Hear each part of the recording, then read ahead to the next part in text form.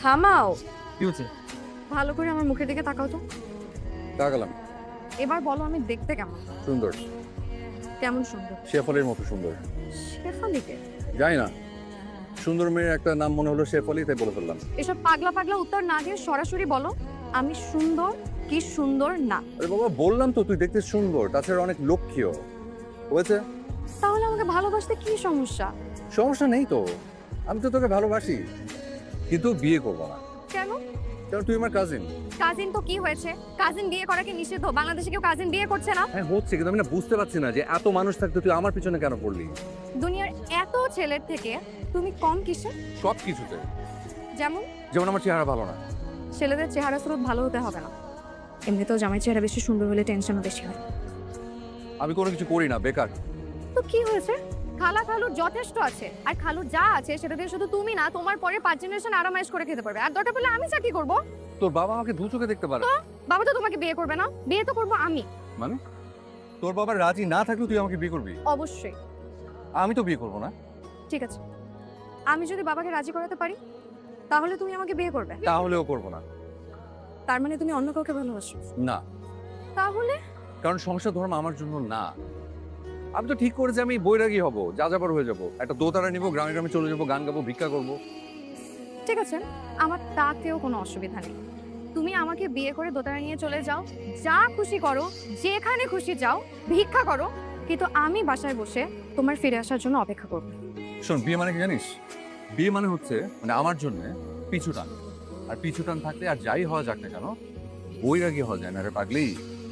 আমি তোমাকে বিয়ে না করলে তুমি কষ্ট পাবে না? এখানে কষ্ট পাওয়ার কি আছে? এটা তো আনন্দের কথা। আমি তো ঠিক করেছি বিয়েতে তো স্টেজে আমি নাচবো। রিনা, রিনা শোন প্লিজ প্লিজ, আমি না তোকে হাত জোর করছি, তুই সব পাগলামি বন্ধ কর। তোর বাবা মা যে ছেলেকে পছন্দ করেছে তাকে তুই বিয়ে কর, তুই সুখী হবি। আর তাছাড়া ছেলেটা দেখতে সুন্দর, তার মধ্যে থাকে দুবাইতে। কত মেয়েরা সুগার ড্যাডি নিয়ে পর্যন্ত দুবাই যাচ্ছে। ফালতু কথা বলবা না।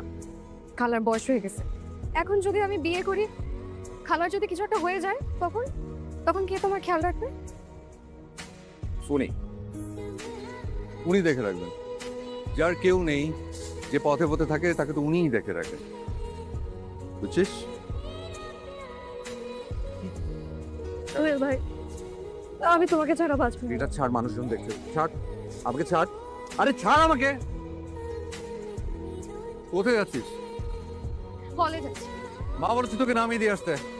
লাগবে না, আমি একাই চলে যেতে পারবো। রিনাট,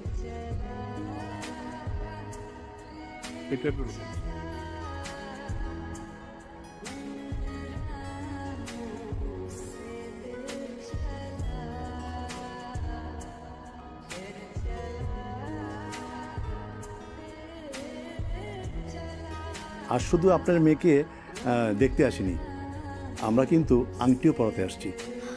এতে করে আপনার কোনো আপত্তি নেই তো?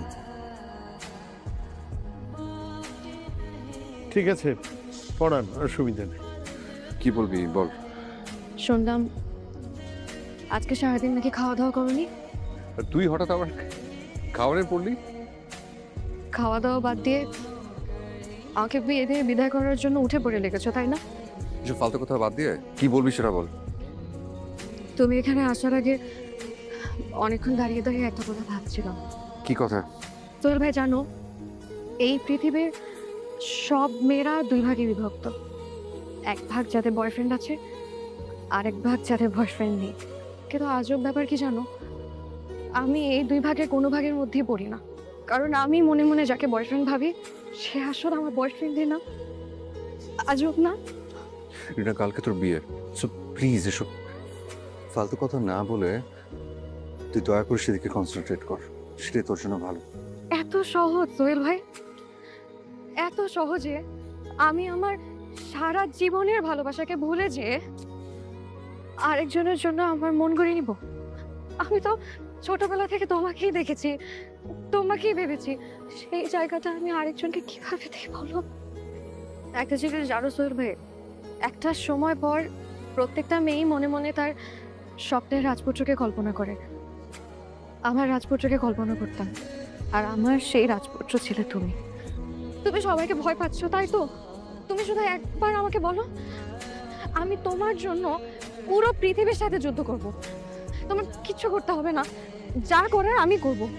তুই না খুব ভালো করে জানিস এটা সম্ভব না, কোনোদিনও না।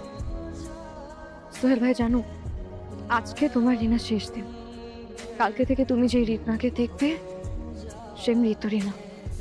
এটা পাগলামি করিস না প্লিজ। তুমি যাও, যে ঘুমিয়ে পড়ো। আর তুই? আমি এখন কিছুক্ষণ কান্না করবো।